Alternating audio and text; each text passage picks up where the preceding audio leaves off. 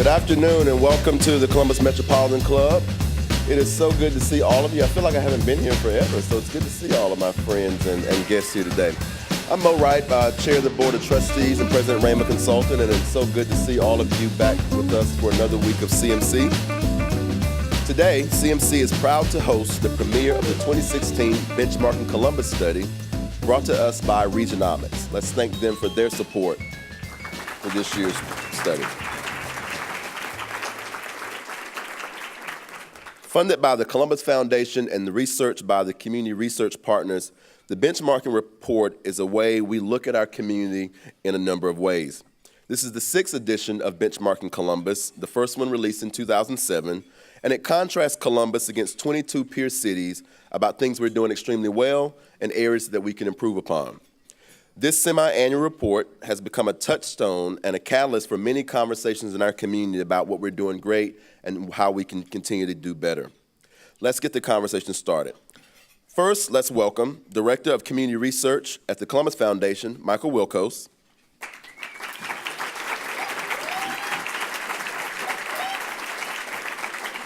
The Executive Director of Community Research Partners, Lynnette Cook. And our host today will be General Manager of WOSU Public Media, Tom Rieland.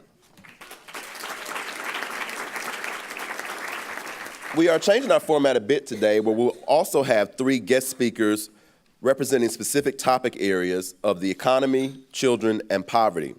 They will step to the mics, our audience mics, a little later in the program, offer brief remarks, and also pose a question to the panelists.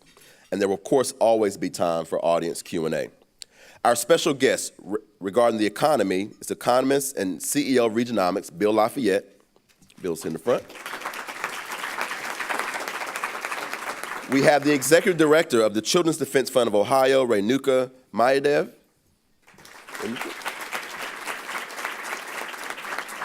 And on the very important topic of poverty, we have President and CEO of Hands On Central Ohio, Ernest Perry. Let's welcome all of our speakers. Tom, the podium is yours. Thank you, Mo. First, to go off script a little bit, I want to get Doug Kreidler's autograph. Sorry to call you out, Doug. I apologize for this, but on the front of CEO magazine, large nonprofit CEO of the year. I was just really pleased that within the beautiful pictures inside, we did not see Greg in his bike shorts, which is really great. Certainly one of the many examples of the leadership of the Columbus Foundation advancing the greater good of our community is their support of this, the 6th edition of the Columbus Benchmarking Project. The entire report, by the way, is available right now online at the Foundation website or the CRP website. You have kind of a cliff notes in front of you right under your plate as you were eating right now. The idea is to benchmark against both similar and best-in-class communities while selecting from a broad framework with a focus on economic competitiveness. As with all our organizations, benchmarking done well over time can have many benefits, can focus our attention and our energies. For this report, we can see Columbus trends over the past 5 years for each indicator and how we rank this year among 22 cohorts. Now that's a new number, 22, we're going to hear more about that. If you love charts and rankings, this report is for you. And as we delve into this report, you will learn more about what's behind these graphs and hopefully how to best interpret the benchmarks. So let's get into it. Community Research Partners is one of those organizational names that best describes quite well what the organization is all about. CRP is a great community asset, a local nonprofit research center with the mission of strengthening communities through data, information, and knowledge. We're very pleased to have Lynnette kick us off with an overview of the report. Lynnette? Great, thanks, Tom. Hello, everybody. Hope you all had a great holiday weekend. First, let me say thanks to the CMC for allowing us to be a part of today's conversation. We appreciate it. Many thanks as well to the Columbus Foundation for their leadership and forethought in commissioning this report.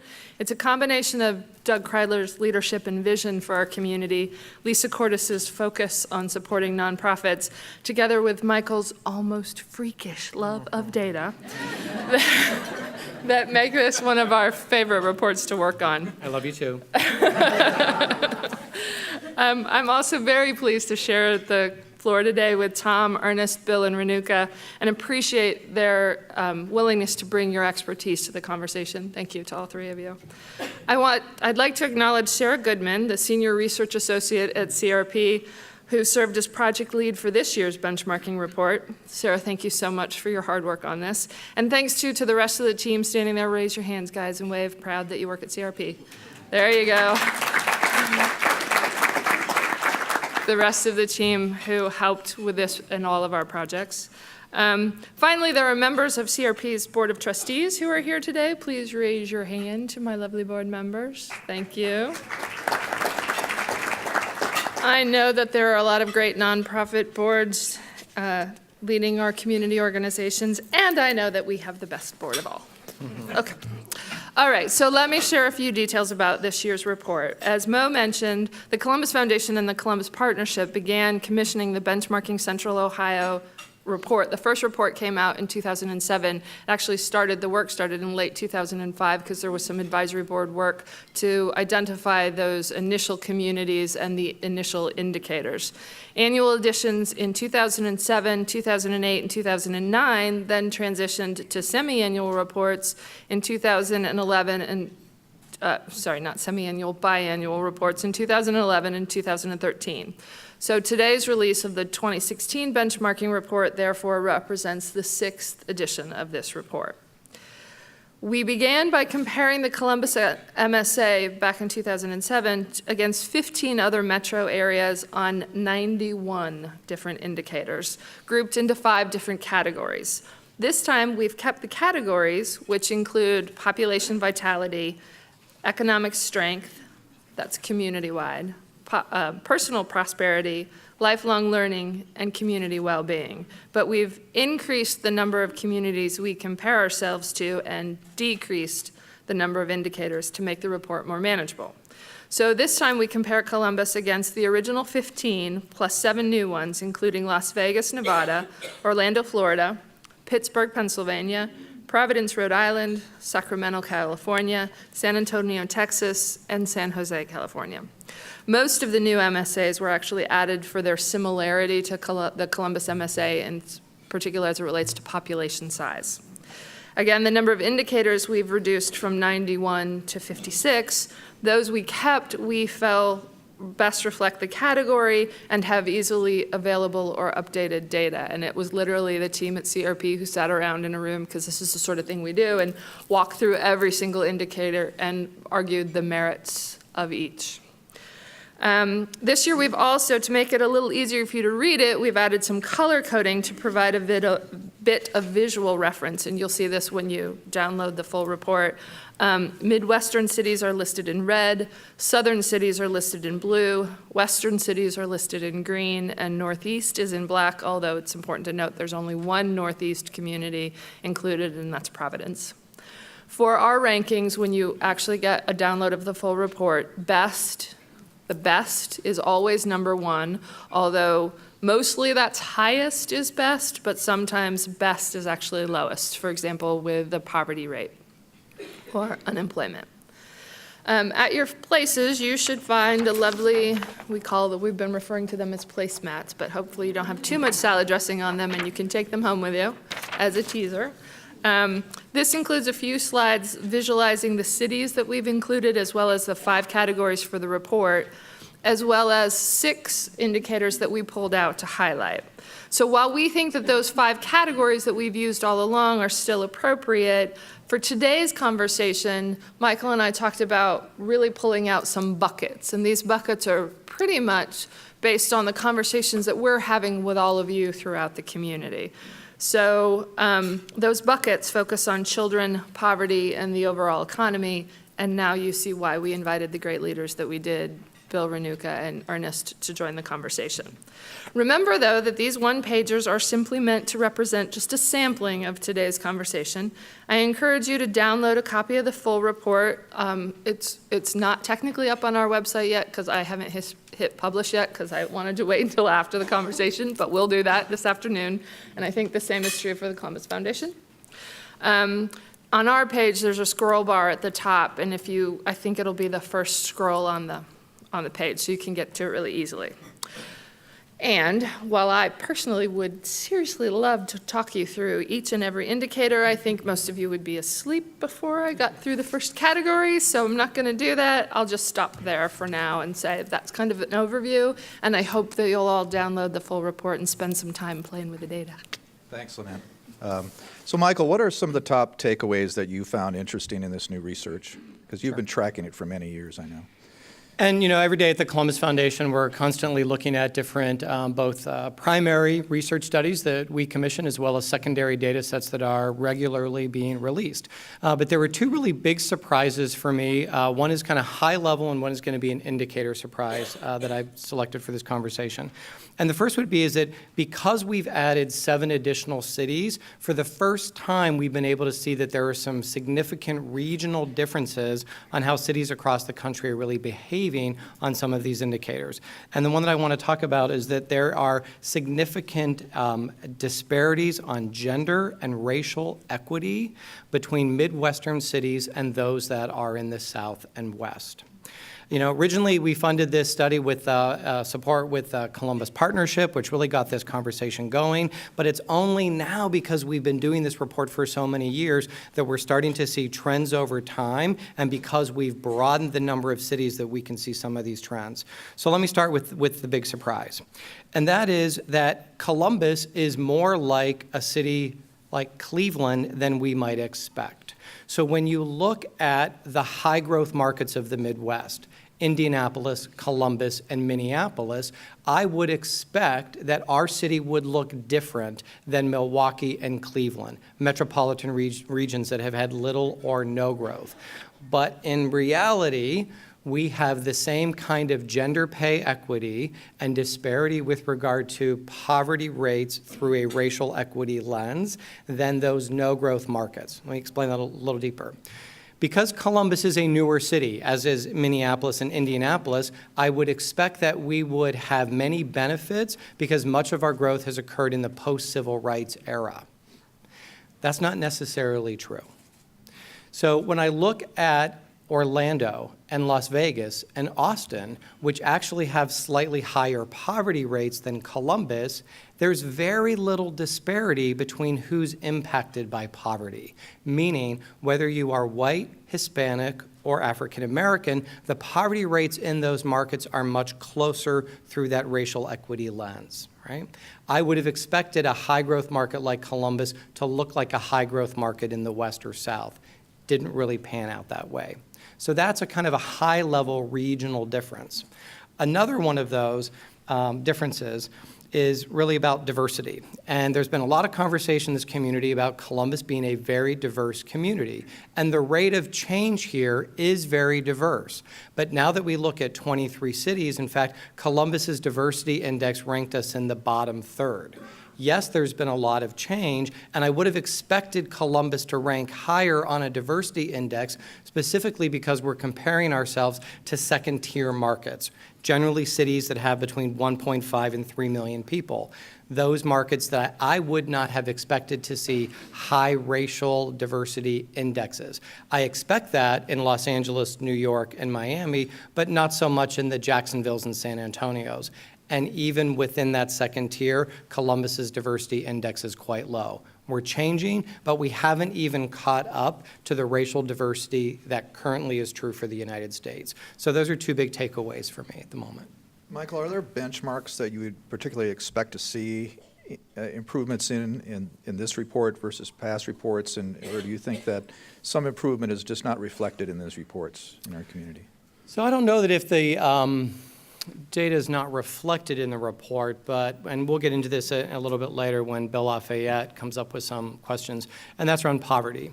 The good news is that the poverty rate in metropolitan Columbus continues to drop, but it's dropping at a relatively slow rate.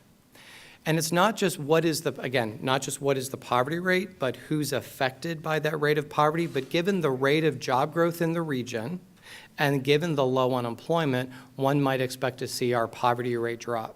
That being said, there's also not a lot of difference between those that are kind of clustered, meaning of the 23 cities, 15 of those cities are with 1 percentage point north or south of where Columbus's current poverty rate is. So our poverty rate in this new report is at 14.2%, but for the national average, it's at 14.1. So again, we're right there in the national average, but I would have expected to see a little bit more movement given the strength of the economy in some of those other indicators. Lynnette, as I looked at it, of course, you added a lot of metro areas. I want to ask you why you did that. But I also wanted to ask, because we added 2 more counties to the metro area of Columbus, and whether that skews at all the trends in the data. It does so let me answer the first question one. first. So we added additional cities in part because those were cities that had the closest population number to the Columbus MSA, and we thought that broader look, how are other communities our size doing?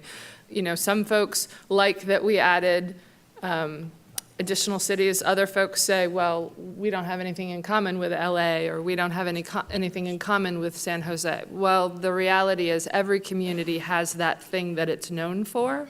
And really, if you're comparing across cities of the same size, you should be able to make some meaningful comparisons. So that's an important note. I do also want to just go back and say, remember though, this is not comparing the Columbus MSA to the rest of the country. This is specifically comparing us to 22 other communities. So what we've heard for the last couple of reports, I know you sneaky people out there are saying things like, well, we're number 14th in the country on this, or we're number 2 in the country on that. No, that's not what this is.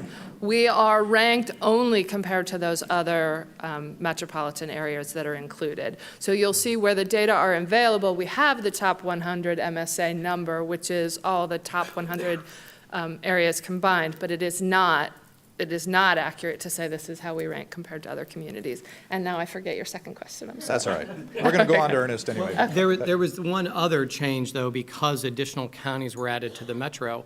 I would have expected, given the huge back-to-the-city movement of urban housing in Columbus, which is happening all over our city, whether it's the Bridge Street project in Dublin or what's happening in the Short North or downtown Columbus, I would have expected to see Columbus's urban density index start to go up. But in fact, the urban index for the metropolitan region has not budged because we've added counties such as Hocking and Morrow and the additional county, Hocking, Morrow, and Knox, right? So yes, there is an urban movement in housing in Columbus, but when we continue to put transportation infrastructure, say with additional interchanges north of Polaris or the Lancaster bypass, it's making the geography of the Columbus metropolitan region bigger because there's now a larger land area where people are commuting into the city, and it's making it easier for them to commute into the city to find employment. So those additional counties are offsetting any growth in density in the urban core. Let's go to our first expert question. Ernest Perry is head of Hands-On Central Ohio. Ernest? Thanks, Tom. Many of us here today are aware that there's been a growing conversation in Columbus about poverty, even as we've seen some of the personal income indicators look very strong. What can we take away from the benchmarking report that helps us better understand poverty locally and how we compare to other metros? So again, I'll give you the numbers. The poverty rate for metropolitan Columbus is 14.2%. We are right in line with national statistics on poverty. The more interesting question becomes, who's impacted by poverty and what is the geography of poverty? Franklin County in particular has a higher poverty rate than the metropolitan region because of demographic shifts within Franklin County. So as higher income households within our metropolitan region move to Delaware, Licking, or Fairfield counties, the replacement population tends to be new Americans, OSU students, or young individuals, and generally speaking, or people of color, all colors, and they tend to have a higher rate of poverty. So let me walk you through the difference in poverty rates by a racial equity lens for our community. And I will share with you that all of the Midwestern cities performed poorly on this index. So Minneapolis, Pittsburgh, Milwaukee, and Cleveland all had very high disparities in poverty rate through a racial equity lens. I'll give one example. The poverty rate for white individuals in Minneapolis is 6%. But for African Americans, it's over 30%, right? That's a huge disparity. Yet, Austin, San Antonio, San Diego, and Orlando had far less racial disparity. So the question that would be a logical one to ask ourselves is it more important that our poverty rate drops by a couple percentage points, 0.1% or 0.5 percentage point, or is it more important that we begin to reduce the poverty rate through that racial equity lens? So let me stop him for 1 second so he can breathe and give you some numbers. So in 2011, the poverty rate overall for the Columbus MSA was 15.4%. For the 2015 data, it's actually down to 14.2%, right? So improvement, that's what he was talking about. But the racial disparity, and Ernest, I think this is part of it as we look at what does this mean locally. For whites in our community, the poverty rate is 10%, 10.6%. For Black or African American in this community, 29.1%. For Asians, it's 13.2%, and for the Hispanic community of any race, it is 24.5%. So it's that differential experience of poverty that's really, and I'm curious to know from your perspective in terms of the folks that are calling your organization for help, are you seeing that same disparity in terms of need? Yeah, we are seeing similar trends in terms of the population, demographics, the episodes of people who have individual crises that are discrete, but they happen repeatedly, versus the number of people who maybe end up in a long-term, chronically impoverished situation. So I think the data that we're seeing on the individual level really does match some of what you described in the report. Right, and one other indicator I want to just share quickly is around foreclosures. So we are tied for 14th place with Indianapolis at, this is 2013 data, and I suspect, I don't know if Michelle Heritage is in the room, but I suspect that it's probably worse now. 8.2% of mortgage holders in this community are, as of 2013 data, experiencing serious delinquency.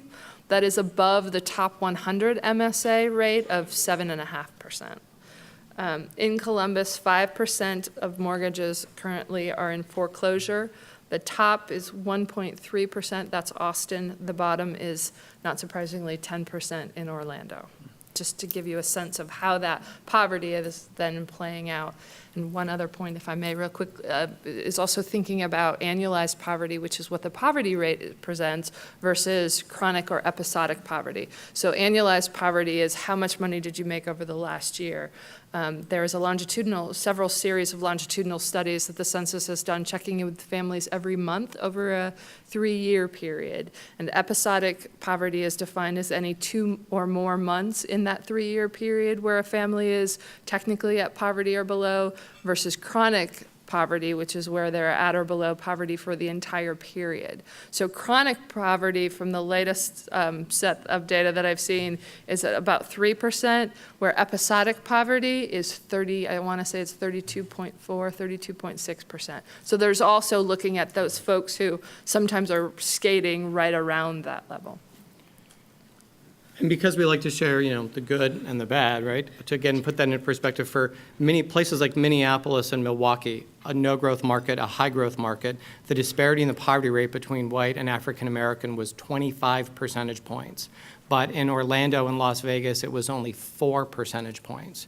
But then we go from poverty to what we call the working poor, and that would be people who are at the 200% of the federal poverty line and below. Put that in context for a single person, that would be if you earn about $24,000 a year or less, you're considered the working poor, and we actually perform a little better. We're right in the middle of the pack, where those cities that have lower racial disparity, the Charlotte, San Antonios, Las Vegas, and Orlando, they have a much higher percentage of their metropolitan region that's in the working poor. Some of that might be a function of the kind of jobs that are in places like Orlando and Las Vegas because they're service sector. So they may have better disparities or lower disparities, but they have a greater number of people who are working poor.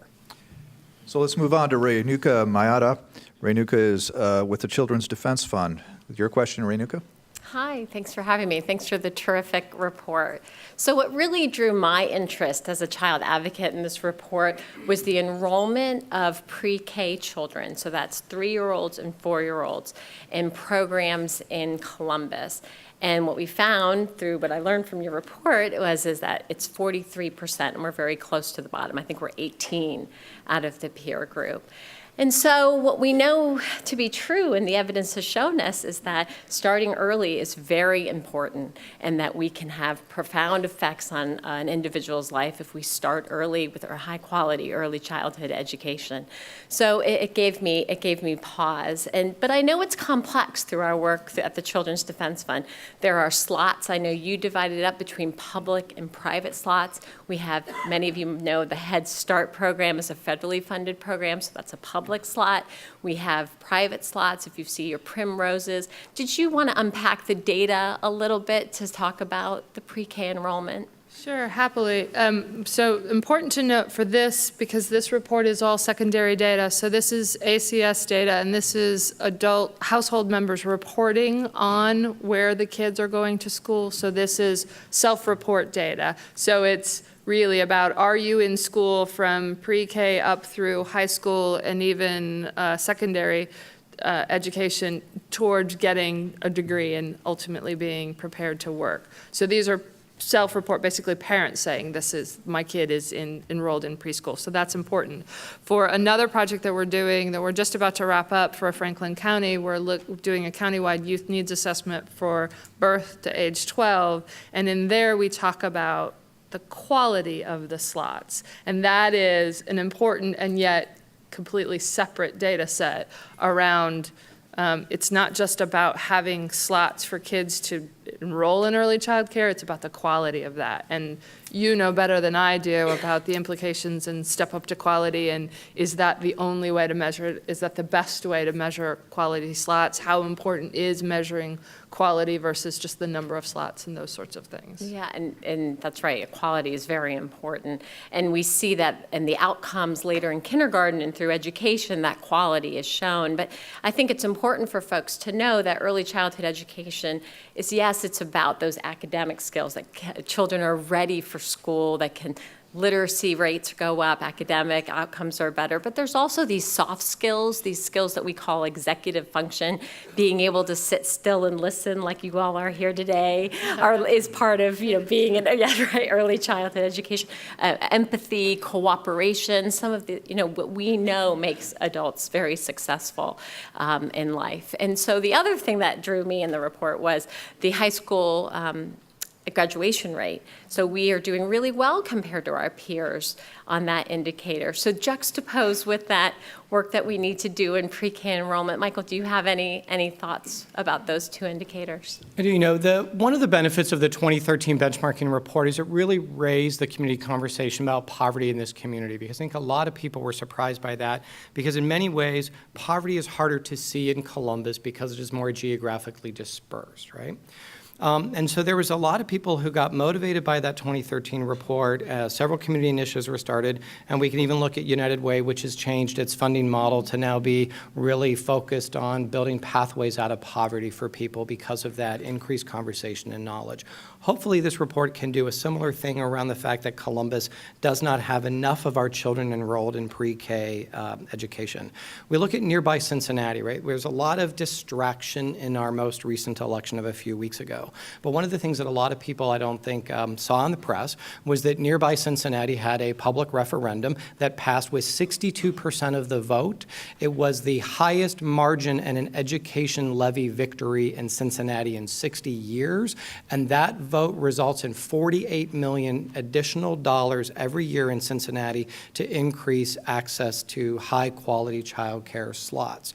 And Cincinnati and Columbus have about the same rate of children that are enrolled in that. So as we continue to unpack this with CRP and with my colleagues at the Columbus Foundation, we don't have to go very far to look at other communities that have already implemented strategies to improve that, because yes, pre-K enrollment and high school graduation rates are connected, and if we don't address this, we may see that high ranking slip in future reports. Thank you, Renuka. Please know that after our next expert question, we'll have some time for anyone in the audience to ask their questions, so get lined up behind Bill. And remember the old CMC guidelines for this: no long editorializing in your question, get to the question. And speaking of questions, Bill LaFayette, our local economist. Well, I am going to editorialize just a little bit. And Not you, Bill. I think what's important about this report and why it is so immensely valuable and so why I'm so grateful to the foundation for funding it is that it draws our attention to things that we wouldn't necessarily have thought of otherwise, like poverty and issues with serious economic consequences for our community. And so we focus on them and we can work on them. And as you look at the economic indicators in this report, and broadly speaking, most of them really are economic, there are some good things and some not so good things.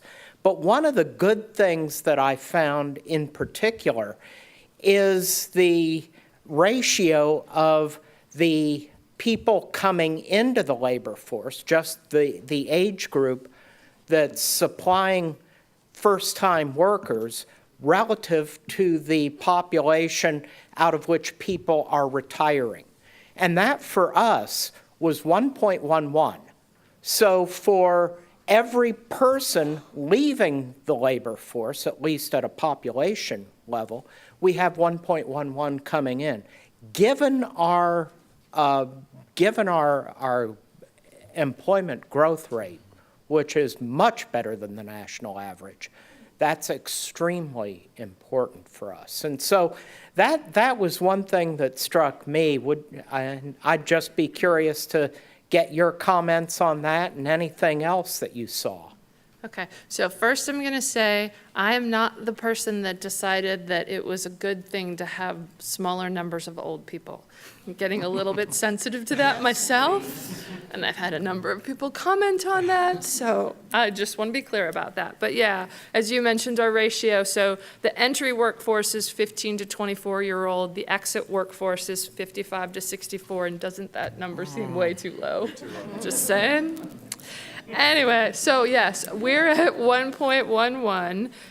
Low performers on this indicator include Pittsburgh and Cleveland, who are at 0.8. So they actually have fewer people entering than they have exiting, which sort of gets you upside down pretty quickly. San Antonio and Austin are both doing really well at about 1.3, so just a little bit ahead of us on that one. And again, it is difficult and painful for me to say that having fewer older adults who are past working age or are retiring is a good thing, but from an economic perspective, that is actually a good thing. And I do think it fits with population growth. We're seeing great growth here, but we're seeing great growth among younger workers. I think there's also, with everything, there's good and bad indicators in the data. So the unemployment rate in Columbus is low. We're producing a lot of jobs. When you look at the kind of jobs that are in Columbus, our top categories were professional and business services, government, and education and health services, which means typically the recessions come to Columbus later. They don't go as deep. The recoveries begin here sooner, and they tend to come back in a more robust way. But just because we have low unemployment and are producing a lot of jobs isn't really good enough. So I think that as Lynnette and I continue to unpack the report, we ask 25 more questions about each one of the indicators, right? Which is what the value is we hope it holds to everybody out in the audience today, right? And that is we need to ask additional questions. Where are those jobs? What are the skills that those jobs require? And is Columbus producing people that are ready for those jobs? Is there transportation connection to those jobs? Where is there affordable housing in relation to where those jobs are being created? Because it's not just about unemployment and job creation, because when you compare us to Cleveland and Cincinnati, and just doing post-recovery numbers, Columbus's employment base has grown by 16%, Cincinnati by 10%, and Cleveland by only 7%. So if you just looked at that measure, you're saying, hey, things are doing great here. But as a personal example, for neighbors of mine that live in Wyland Park, the jobs created at the Amazon facility on the far east side of the city are very difficult for them to get to. So we're producing jobs, but if they're not accessible and if people don't have the skill sets to take those jobs, we have to be a little better at that. Yeah, and it is the balance, because we're working on projects with the Create Columbus Commission, and we've had lots of conversations with the folks at the Columbus Collaboratory about being able to attract IT workers, millennial IT workers, and what can we do to attract them here and retain them. But then there's also the balance of making sure, as Michael pointed out, you're creating and maintaining jobs for the people who are already here as well. So it's a complex sort of thing. Thank you, Bill.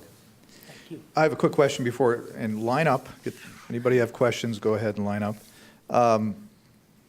You know, we are number one, getting a little lighter here. We are number one in one thing. That's festivals and celebrations. Okay. That's a good thing. But it also includes every single home OSU game in that inventory, so. But there's a serious question behind that is there's not many benchmarks about arts and culture and the impact on a community, which has certainly increases economic activity and the vibrancy of a community. Can you speak to that a little bit? Yeah, we were number one on festivals last time as well. One of the indicators that we had eliminated from last time to this time, I believe it was the number of cultural organizations, and we did not, it was interesting because we ranked really high on festivals, but not really well on the number of institutions or organizations in the community that are specifically focused to that. So it's, I'm not sure what this festival thing is all So about. we're in search of a metric that might Yes, reflect that? to address that, yeah. To address that? Okay. Yeah. Okay, thank you. First question, please state your name. Hi there, I'm Andrea Applegate, president of Applegate Talent Strategies. I was surprised to see that we are below average in high-tech jobs. The conventional wisdom is, I think, that Columbus is a good place for higher skilled employment. And so I didn't know whether I was misunderstanding how this data was presented or if this is really revealing something that's new for us. So are you looking at one of the indicators on here? Yes, on the left-hand side, below average in. Oh, okay. Okay. So one thing to keep in mind is that Columbus is the highest ranked metropolitan region in the Midwest with high-tech jobs, but and this again speaks to the regional influences. So I think sometimes our impression of ourselves may be created because of our understanding of those cities that are surrounding Columbus. And absolutely, we were ranked number one for the Midwest cohort, but not so much when you started to compare us to the metropolitan regions in California and Texas. So some of it's just national relativity. That's one reaction I have to that question. Yeah, so let me just sort of give you the presentation of the rest of the data for that. San Jose is at the top of that ranking at 4.41. Las Vegas, perhaps not surprisingly, is at the bottom at 0.43. And as Michael pointed out, most of our Midwest comparison cities, 5 of them are above us. Indianapolis is the highest out of the Midwest city. Yeah, I thought he was arguing with me. I'm used to him arguing with me, so, I was ready to take him on. Indianapolis, Kansas City, Minneapolis, and Pittsburgh and Chicago are all doing better from the Midwest cohort. Cincinnati, Milwaukee, Cleveland, and Louisville are doing worse than us. So. But there's also a clustering in the report where you see that the differences are not really that significant. So where the San Jose is the real outlier and a Las Vegas might be an outlier at the end, there's really a clustering there in the middle where Columbus is also located. Yeah, and these data, we actually were having this conversation a little bit with Bill earlier today. We're going to go back and look at national averages for these data as well, not just the top 100 MSAs, because there's been so much interest in that particular indicator. Next question. Good afternoon. I'm Kathy Fox with the Pizzuti Companies. I thought it was interesting that you highlighted one of the measures where we're number 23 in the peer group, last in very small businesses. And I was curious if we have any insights into that, whether it's about availability of capital, or we just have lots of bigger employers, or what that might mean, and whether it's something we need to change. And so to put in perspective, a very small business in this report were those employer firms that had 20 individuals or fewer. A small business is considered a business that has 500 employees or fewer. We performed a little better in that index. And then if you looked at the percentage of the total workforce that is in small firms, we performed a little better. One of the other indexes that you'll have to download the full report to see, is small business startups. And even though we're in the bottom tier, we didn't rank last place. I think we were 5th or 6th. So we're doing a little better in our growth rate than where we are on that. But I would also argue that as a state capital, like some of the other state capitals, there's a lot of people who work in government and healthcare, not necessarily lending itself to a lot of very small businesses. That being said, a number of the higher growth markets didn't perform very well on that indicator. That also surprised me because we have lots of conversations about those economies that are doing really well, have lots of small businesses, but also Indianapolis and I think Charlotte and a couple other high growth markets didn't do as well as we might have expected on that, but they still have strong economies. But that would be something that I think we have to pay attention to long term to make sure that the Columbus economy is as balanced as it could be. And I would just add, and I know it's a lot of data, believe me, it's a lot of data even for us, and we're data geeks, but I would also add, though, that the trend, the very small establishment births per 1,000 trend is actually on the rise for us. So we had a low of 59.5 small business establishments per 1,000 in 2008, 2009, and we're now up to 70, almost 72 per 1,000. So it is, at least for the very small businesses, at least trending upwards. Thank you. Thank you, Kathy. Next question. We have time for a couple more questions after this, so. Hi, Sherry Cheney-Jones with Measurement Resources. Thank you so much for this great report. I can't wait to read it and download it. I'm curious, and I know you're going to have to unpack it a lot, and I will be studying it immensely. But what are the main takeaways for as the community leaders in this room, government officials in this room? Like what should we be doing? What should we be working on? So I have one takeaway, and that is, Lynnette said earlier, quit saying that we're 14th in the country because you're using this report, right? So be careful how you use data. A big takeaway is this is no single statistic in this report tells you the whole story, right? It's not just about what the poverty rate is in Columbus right now. It's the poverty rate over time. It's the poverty rate through a racial equity lens. And it's the geography of poverty, right? So one takeaway would be is you need to use this report, use the previous reports, and look at multiple different indicators so you can have a more complete narrative about this issue that you care about in the community. So that's one takeaway for me. Yeah, absolutely. That was going to be my first one, but I'll let you have that one. The other takeaway for me is also, I think a lot of folks get hooked into a specific number, like that this number absolutely means this. And then what happens is they get upset when they look at the data, and that's not exactly, well, the data's not including this, or the data's not including that. It's that no single number is perfect, and that's okay. We're not saying that I can tell you exactly down to a T that there are this many families in this MSA experiencing whatever. Rather, we're saying this is a pretty reasonable ballpark,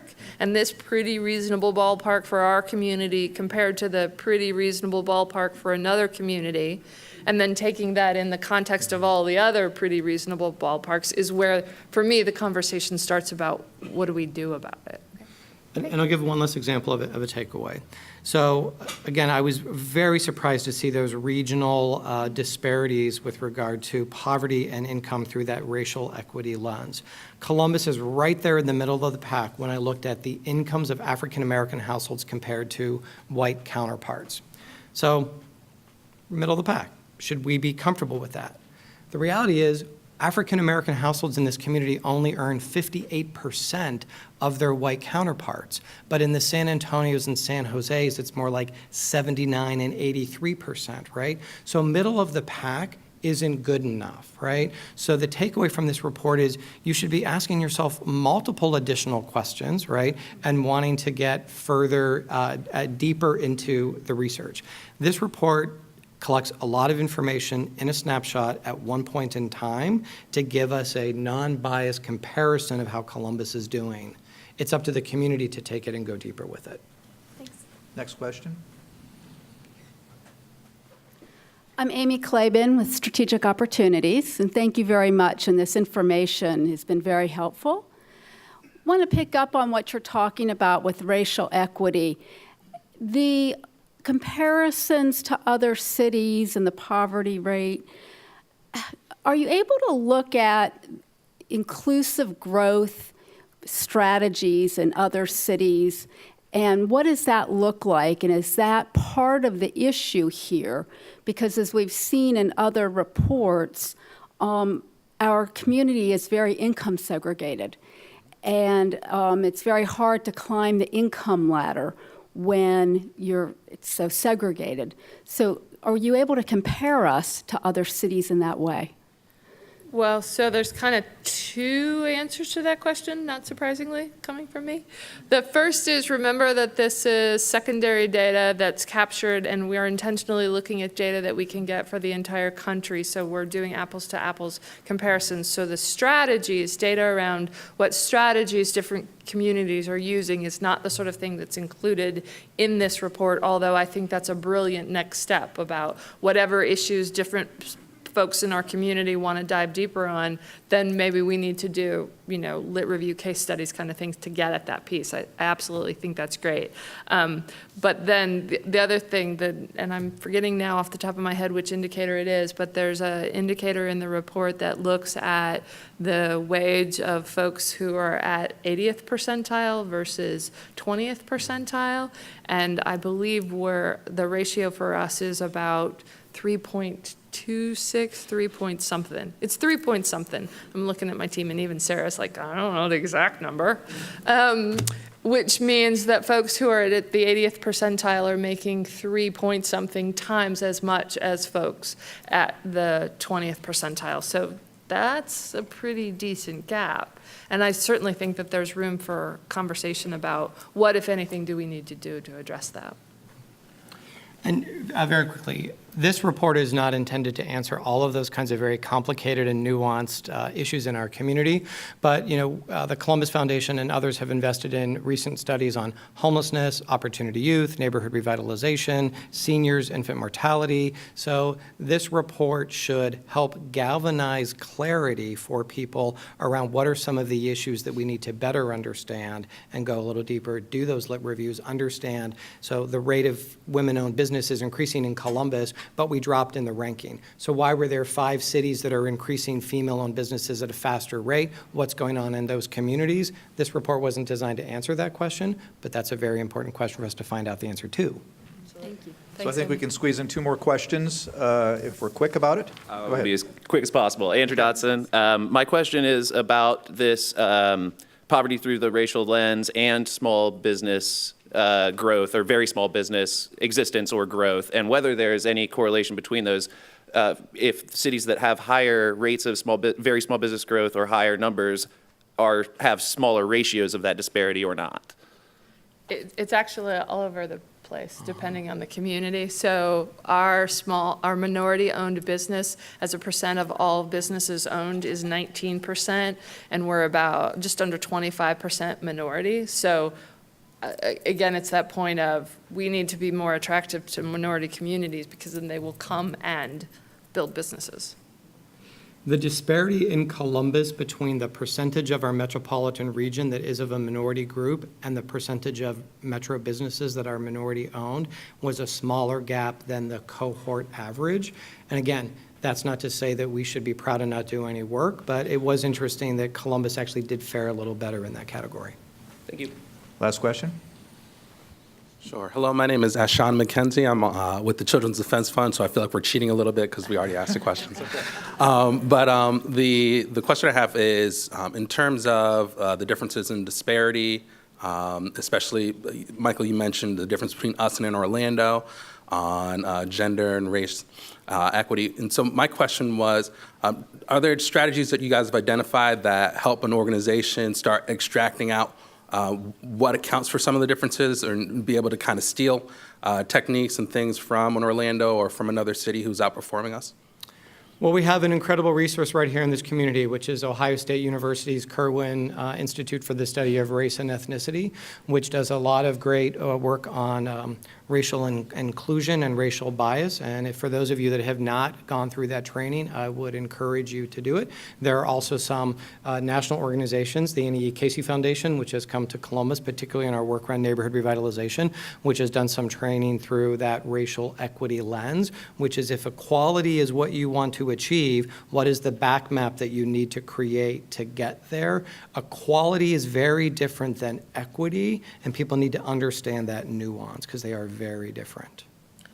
I guess the other thing that I would add, and this is not just to that last question, but to everything, we've had conversations internally. I know Columbus Foundation has had conversations internally, and Michael and I talk about data all the time, that we think that this may be the last year, or at least the report as a static entity that's just we printed or we give you a PDF.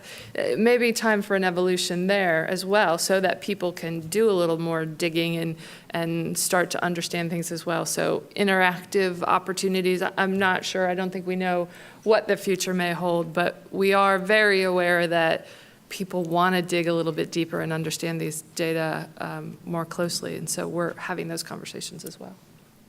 Mo? Let's thank this panel today and all the speakers we heard from.